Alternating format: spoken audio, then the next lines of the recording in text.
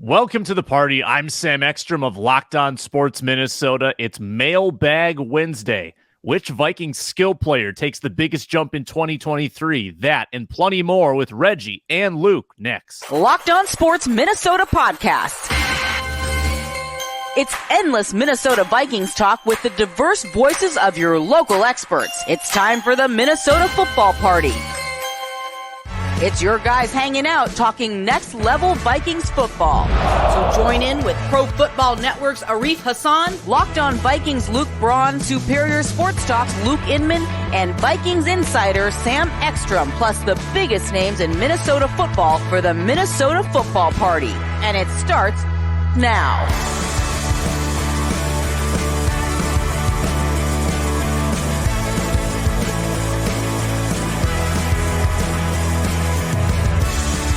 What is up, everybody? A Wednesday morning. Happy March. It's the Minnesota Football Party once again. I'm Sam Ekstrom on Twitter, at Sam Ekstrom of The Ron Johnson Show and Locked On Sports Minnesota. Reggie Wilson, our Wednesday regular KARE 11 sports director, is back from the sun of Fort Myers, and he joins us today in the snow of Minnesota to answer some Vikings questions. Good to see you, Reggie, and Luke Inman. At Luke_Spinman of Locked On Sports Minnesota as well. Today's show is brought to you by FanDuel Sportsbook, the official sports betting partner of Locked On. Make every moment more. Visit FanDuel.com/LockedOn today to get started. And as always, you can find Locked On Sports Minnesota not just on YouTube, where you can subscribe for free, not just on podcasts. We're free and available wherever you get your podcasts, but we're also available on the Amazon Fire Stick and Roku devices. Find the Locked On Sports Minnesota app. Comment below, folks. What do you think about the Minnesota Vikings going into the month of March? What big decisions are they going to make? What move do you expect to come first? Leave a comment down below if you're watching on YouTube. All right, Reggie. All right, Luke. Let's get into these questions right away. Let's start with a fun one. Kind of a tough one from Devin Rubink. We appreciate the questions, everybody. Reggie, you can go first. Would you rather have 5 consecutive years of earning the number 1 overall pick or 5 straight years of losing in the conference championship game? A cruel question from Devin. What do you think?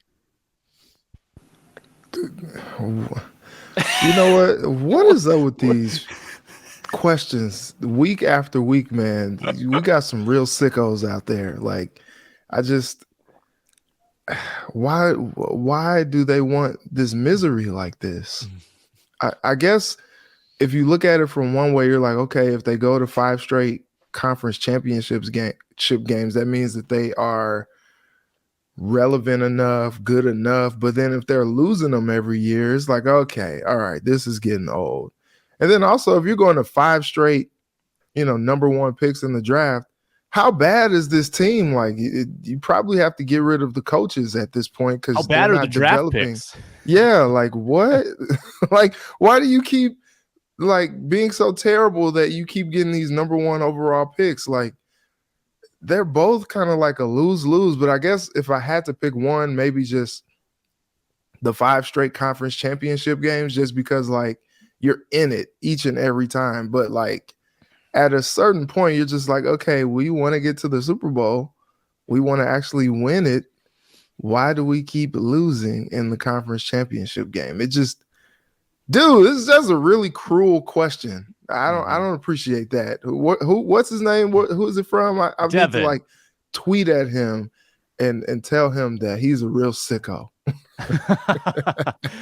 Luke, I feel like you would like the 5 overall or 5 straight number 1. You know I would, because you're such a draft guy. You know I would. I'm trying to manipulate and tweak this somehow and thinking, okay, well, I know what he means. So we're dead last every year. We earn the first pick. But what if earn the first pick meant maybe I keep trading that first pick every year back and just stockpile. I get a king's ransom and get the following year's first round pick or first overall pick as well. So I get it. I'm with Reggie. Sick question. Not how I want to start my day. Not how I want to start this show. I think I know what the Wilfs and the owners want. They want to at least have some success every year and go to a conference championship, sell some tickets, have some fun along the way. I think back to, let's think, okay, the Chiefs have been to what, 4 or 5 straight AFC championships. I know the Patriots did that for 8 out of 9 straight years. That was a crazy run. Didn't the Eagles with Donovan McNabb and T.O. make it to 4 straight? Went to 1 Super Bowl, but didn't win it. They lost to the Patriots. So you go back and you ask Eagles fans, like, it was still fun. We had fun. It was successful. But yeah, it's just quite the tease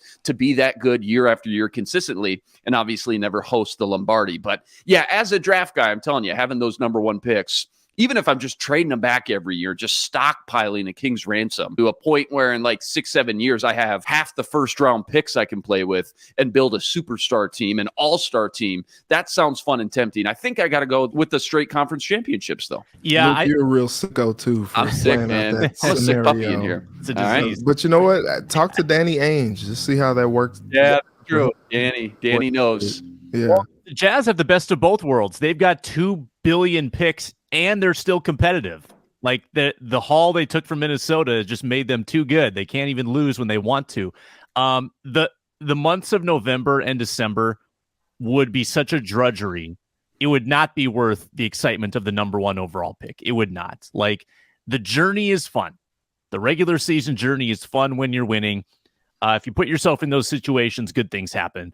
So disappointing, yes, but not worth the apathy that would set in, I think, of having a bad team 5 consecutive years. When you look back at the history of the last 10, 15 first overall picks, there's not a lot of sure things that we, at the time during draft weekend, we always assume this guy's going to be the savior to that franchise. There's the Joe Burrows and guys like that for sure. And it is the number 1 overall pick. So you would think more times than not, that guy is going to be not just good, but a superstar, possibly Hall of Fame type of player. But there's plenty of times in there too. Eric Fisher, Javion Clowney, Kyler Murray. I mean, there's tons of them. Baker Mayfield that don't really pan out. So obviously, in a perfect world, yeah, I'll take the number 1 overall pick if that's an option. But it's not as sure of a thing as we always assume when we're sitting there on draft weekend. Right. This isn't the NBA where if you had 5 straight number 1 overall picks, you'd probably find your franchise guy in there. At some point, you would find your Anthony Edwards. And that can change the franchise's trajectory, not in the NFL. Unless it's a QB. Unless it's a QB that is Mahomesian, that could maybe do it. But a lot of times, if it's not a QB, and even if it is, some of them haven't been necessarily hits. Next question from Peter, P-T-U-R, Peter. When do you predict roster cuts, player extensions will begin? I think, Reggie, are we waiting for the Cousins domino? Like, is that the first move that needs to be made for all the other moves to fall into place? Or do you think that kind of gets reserved for later in the process? What do you think is going to happen first here? Yeah, I think they have to, right? I'm on Spotrac, and, they're pretty much like the cap gurus. Mm-hmm. Kirk has the highest cap hit of any player on the team. I mean, naturally, he's the quarterback, but it's just kind of crazy. Base salary of $10 million, $6.25 million signing bonus, a $20 million roster bonus. He has a cap hit of $36,250,000. It's not only in first place, it's like almost double the next top 3 guys. Thielen, Brian O'Neill, Harrison Smith. Thielen number 2, I assume? Yeah, Thielen's number 2. His cap hit is $19.9 million, nearly $20 million. But you're looking at Cousins like $16 million more than him. Cousins' dead cap hit is $48.75 million. Like, you have to figure out this thing. Like, last year they gave him the, short-term extension, kicked him down the road. Also, going into this year, you don't want Kirk Cousins to be like this lame duck quarterback. It worked well for Joe Flacco. He took the Ravens to the Super Bowl and he got paid, had just an incredible run in the postseason and parlayed that into some big money for himself until Lamar Jackson came along. And, maybe Kirk can do something similar. I don't know. If he's not, checking it down, when the game is on the line. But I think you have to figure out what's going on with him, because he's going to kind of be your key there to kind of finding some money. I looked at, the new league year starts on March 15th, and the Vikings are negative $23 million in the cap hole. So like they got some work to do to get underneath that cap. And I mean, not just get underneath the cap, but like they got to get underneath the cap so that they can still improve the team. Kwesi said all these different scenarios are on the table when he talked yesterday. He's, talking through everything. I know a lot of people were, kind of overanalyzing the fact that when he mentioned linebackers, he didn't mention Kendricks and, that whole thing. He didn't mention the 2 starting linebackers from last year, right. But he's got some decisions to make. But like, as far as improving the roster, other than the draft, like if he wants to sign some free agents or, things like that, like there are some significant things that he has to do to get underneath the cap. And I think it starts with Kirk.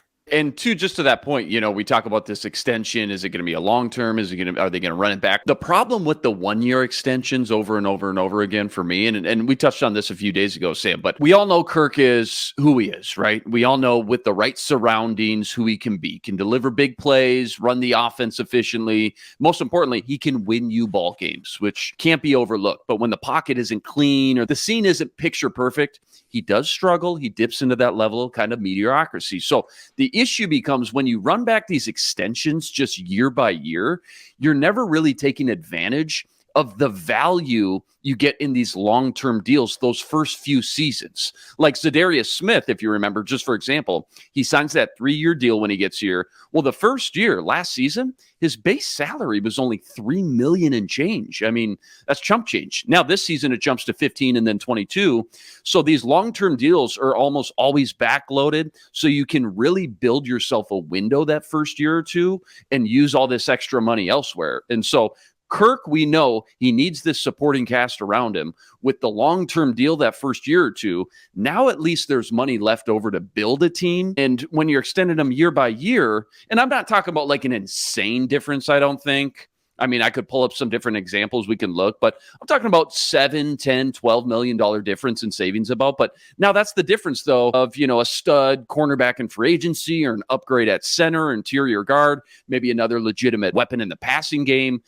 Those aren't luxuries for Kirk Cousins. Those are necessities if you want him to play at that level that he can be at. And that's why when that report came out, when we heard, okay, they're either going to let him ride out that final year or they're going to sign him to a long-term deal, I was kind of happy because even though I'm in the camp that I kind of want to draft a quarterback in round 1, get the succession plan in place now.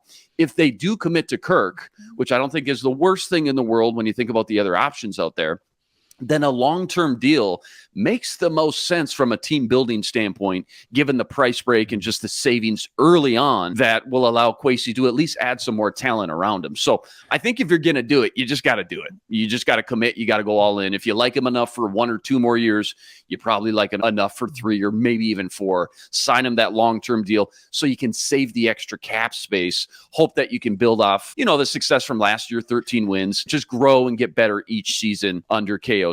But yeah, it's going to be interesting. And I think you're right, Sam. Like, he has got to be the first domino to fall before we get to the Dalvin Cook decision, Dalvin Tomlinson, what they're going to do with Eric Kendricks and some of these other big contracts. I think they need to figure out what's going on with Kirk Cousins first and foremost. Seems very fluid to me. And I think that the very first domino might even be this combine, because if the Vikings are deciding between long-term or succession plan, they kind of need to go through the combine and talk to these quarterbacks and figure out if they actually like anyone. Because if they do, that might change negotiations. And if they don't, that also might change things with Kirk. So they have to see if there's actually a possibility to replace Kirk Cousins in the near future. For reference, Luke, reading back to his 1-year extension last year, that saved $14 million against the cap. So let's assume that that's the case again this year, that if they just did a 1-year deal, it'd be about $14 million in savings. It's not bad, but to your point, if it is like a 3-year deal, you wonder what that number could become in savings. Could it be 25 or upwards of that? And if it is like 25, well, that, Reggie, that's the whole cap deficit right there. That gets you suddenly under the cap, handful of other moves, and you've got some money to play with. So a lot of options on the table. Now, if he was a team first guy at this point in his career, being, on the top 10 all-time in career earnings when it comes to just guaranteed money, if you wanted to make the fans that are on the fence really get behind him, then maybe pulling a little Tom Brady, taking a team-friendly deal, knowing full well that it's the only for sure way he can be quarterbacking the best team possible. Hey, help your team out. I'll surround you with a better offensive line, a better defense, things like that. But if I know Kirk like I think I do, I'm not holding my breath on that one. That would be nice, though.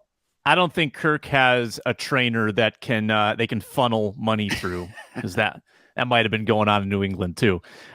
Before we move on, talking about what if they just tear down this defense? I tell people that we are presented by FanDuel, the official sports betting partner of Locked On, America's #1 sports book, and an official sports betting partner of the NBA. T-Wolves covering the spread last night against the LA Clippers as they moved to 32-32. You can get in on the action at FanDuel.com/lockedon. If you're a new customer, try out the no sweat first bet, up to $1,000 in bonus bets back if your first bet doesn't win. Download the easy to use FanDuel app where you can stack your bets in a same game parlay, get your winnings instantly after you hit. You can put together some really fun props on the NBA as the season comes down the stretch. FanDuel.com/lockedon for up to $1,000 back in bonus bets if your first bet goes amiss. Make every moment more with FanDuel, an official sports betting partner of Locked On.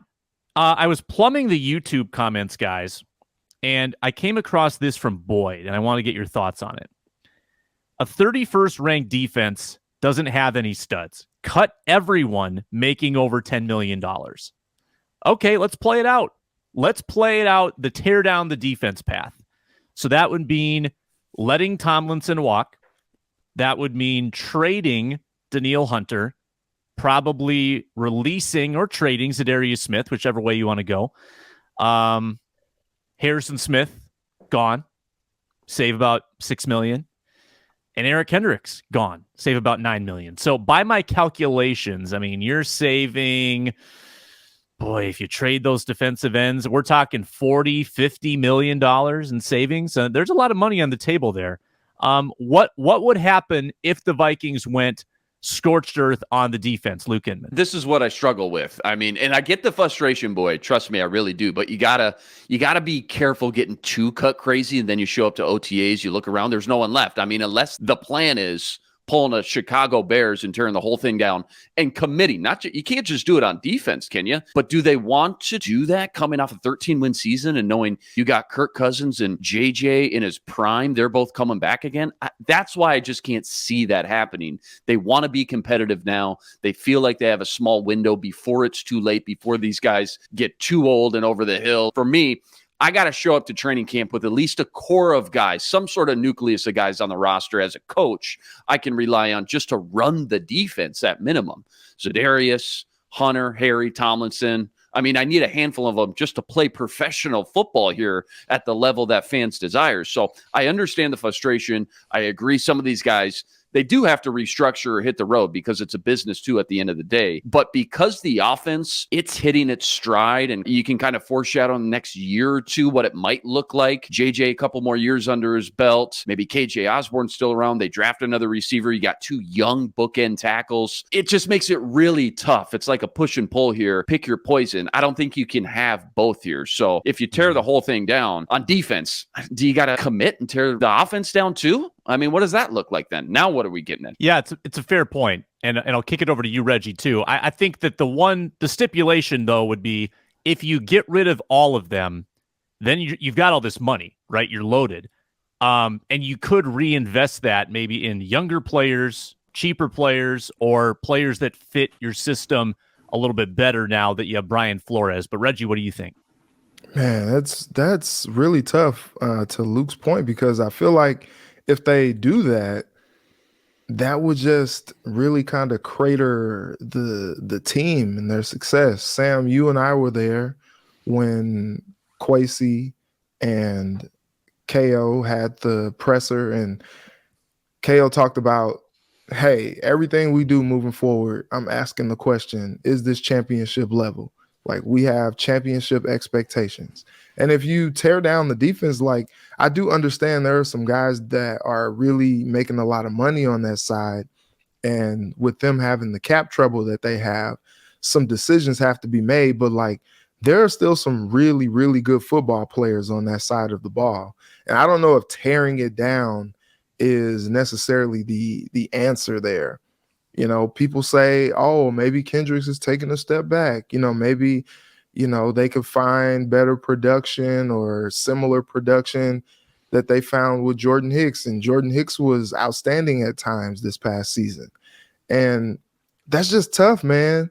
You know, Kwesi mentioned Troy Dye and Brian Asamoah yesterday, and he didn't mention Kendricks or Hicks, and people were just going crazy about that. Like, oh, man, what is he saying? What is he telling us? And I don't think it was like an intentional omission. I think I was kind of reading in between the lines there, and I was kind of seeing that he was kind of talking about the team and talking about the defense in terms of already having those guys in tow. And he was talking about, you know, some of the other guys who can like step up and play a bigger role moving forward. But he does have a lot of decisions to make. But like, you think about it, you know, as you said, Sam, you would trade away Hunter. You trade or cut Za'Darius, Harry, who had a pretty productive season last year. You let P2 just, you know, walk. He's a free agent. You know, you get rid of Kendricks and Hicks and you just start over.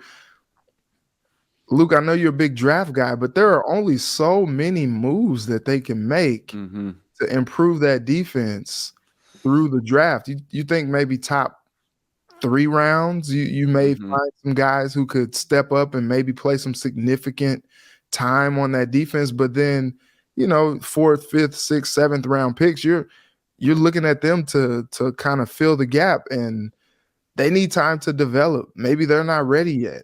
Crapshoot. Yeah. I guess I need a little bit more context behind the question, because then it's like, okay, if they do tear down the defense, they do save a lot of money with the cap. So are they going out and signing other guys? Right.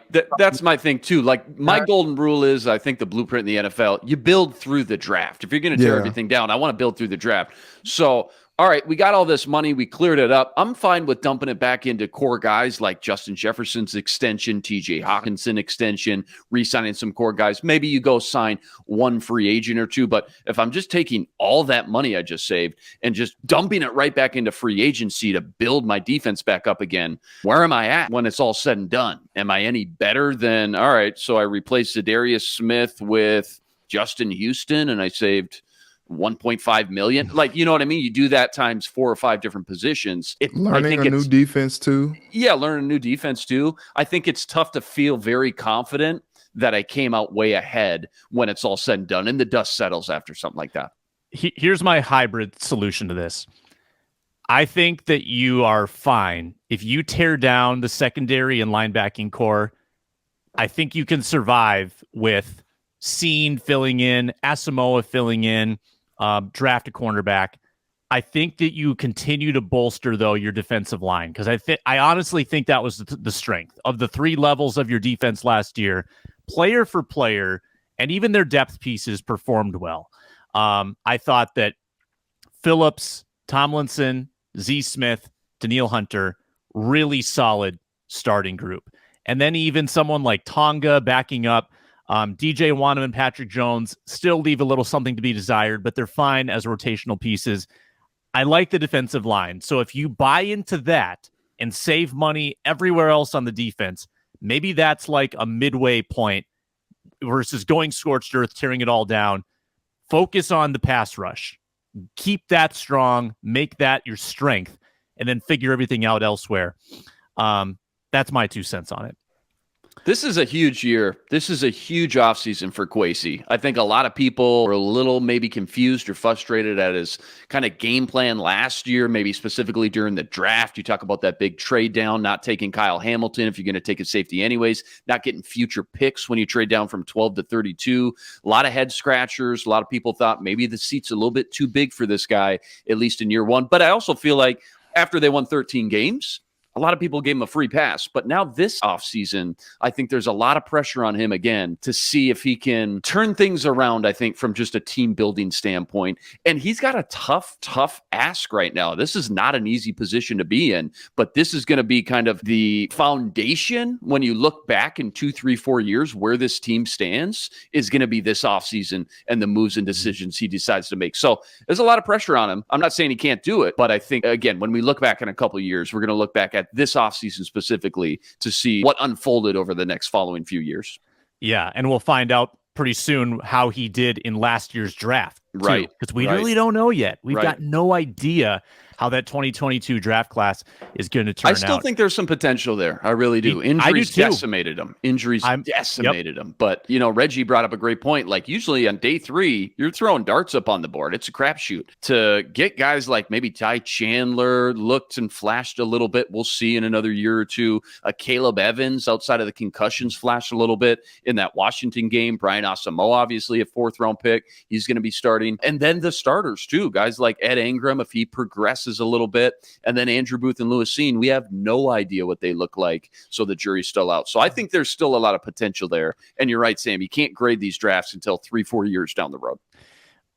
Most likely offensive skill players to improve. First, I'm going to tell you that Built Bar is delicious.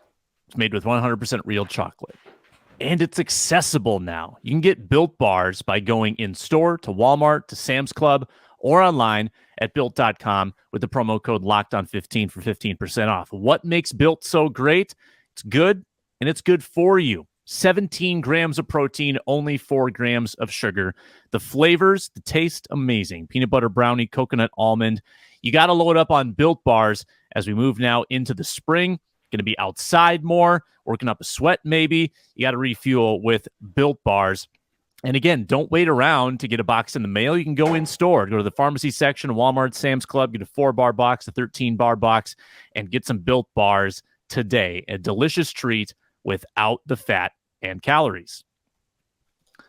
All right, gents, we move on to the offensive side of the ball, where Jacob wants to know an offensive skill player you think will take a step forward next year. Reggie, your nominee.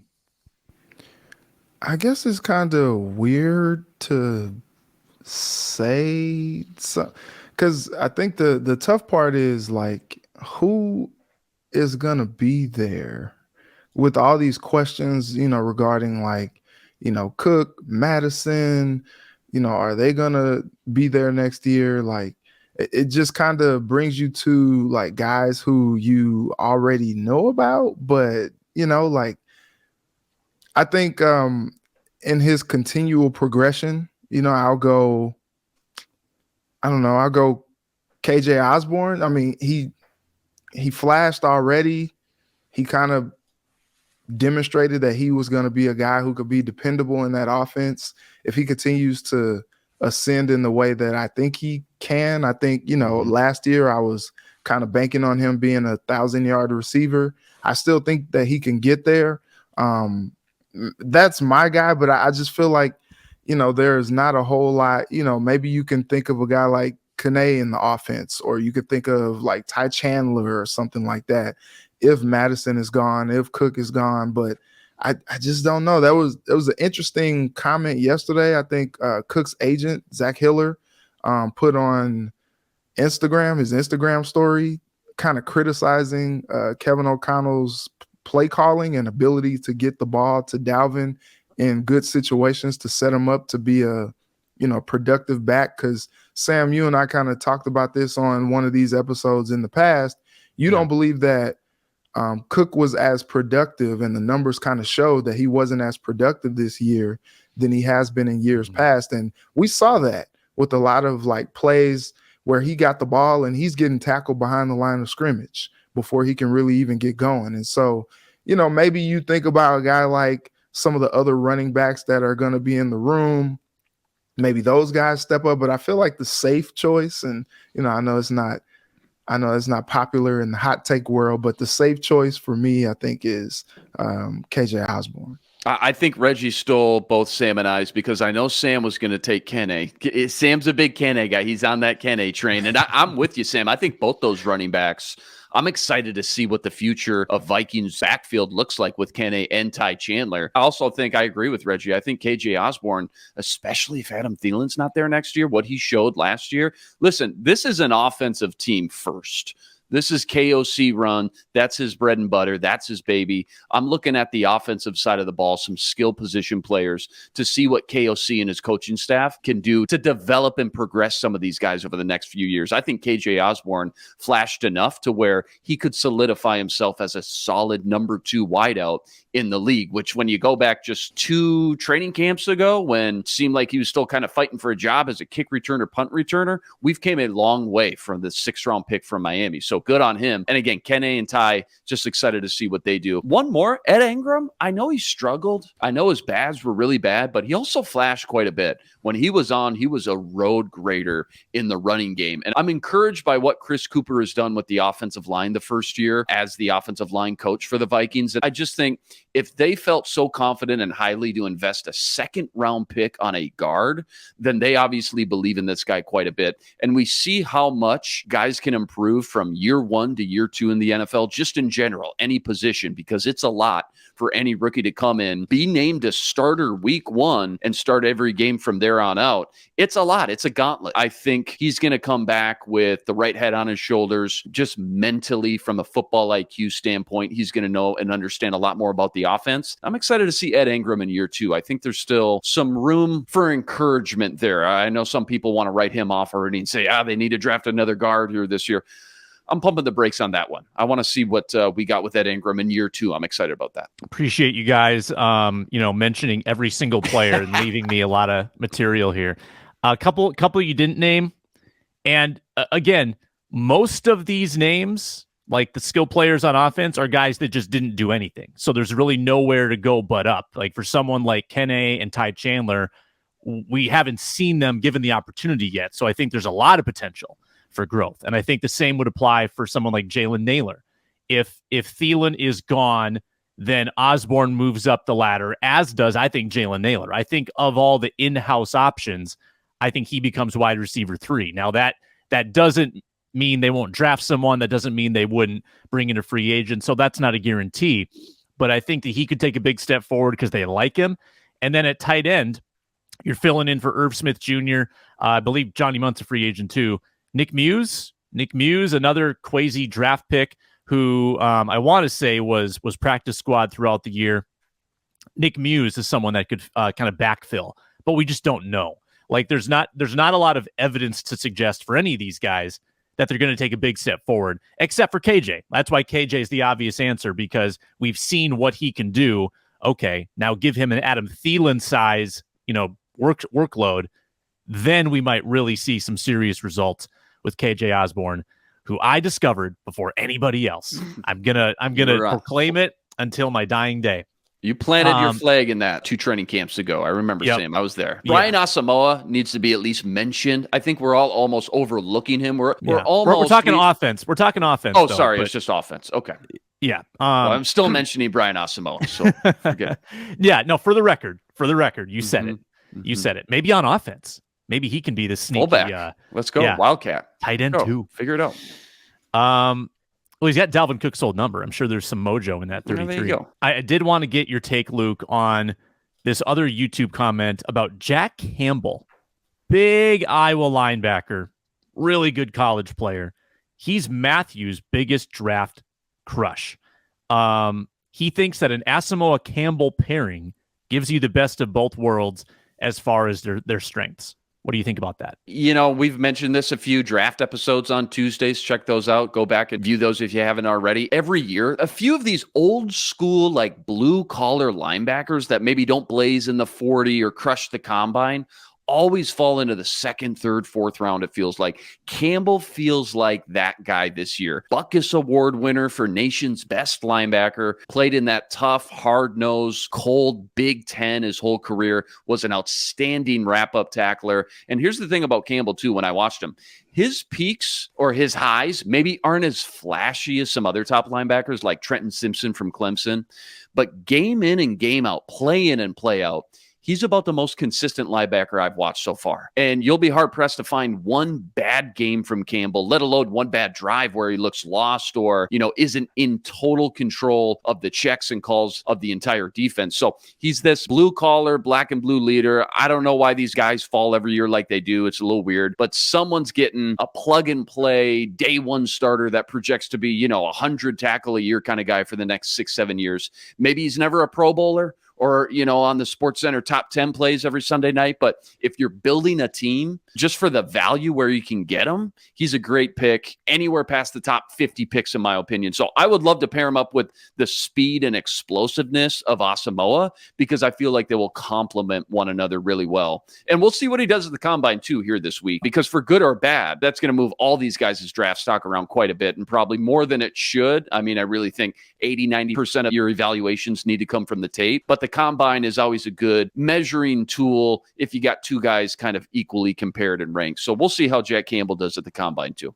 Maybe I'm just a little bit scarred from big Iowa middle linebackers who get burned in pass coverage, but I just keep thinking of like back half of Chad Greenway's career getting paired up against those speedier pass catchers. I feel like pass coverage would be the red flag on Campbell. Maybe I'm wrong about that. I know his stats weren't great in that area. Well, and I think too, that's why you got Asamoah. That's where you lean on Asamoah. I think a little bit more. You're right. I mean, there's a reason he's fallen to the late second, third round, something like that. And by the way, unless the Vikings trade back in the first round, get an extra late second or early third, I don't think he's there at pick 88 when they come back around with their third round pick. But that's why I think they complement each other pretty well. But you're right. If there was one red flag, maybe it is in pass coverage. Still early in the eval. We got 2 months to go. I still need to watch a little bit more tape on him, but I'll get back to you on that pass coverage skill set. You bet. We're watching for KOC quotes. I believe he talks at the combine today. That's something we'll address tomorrow on the football party.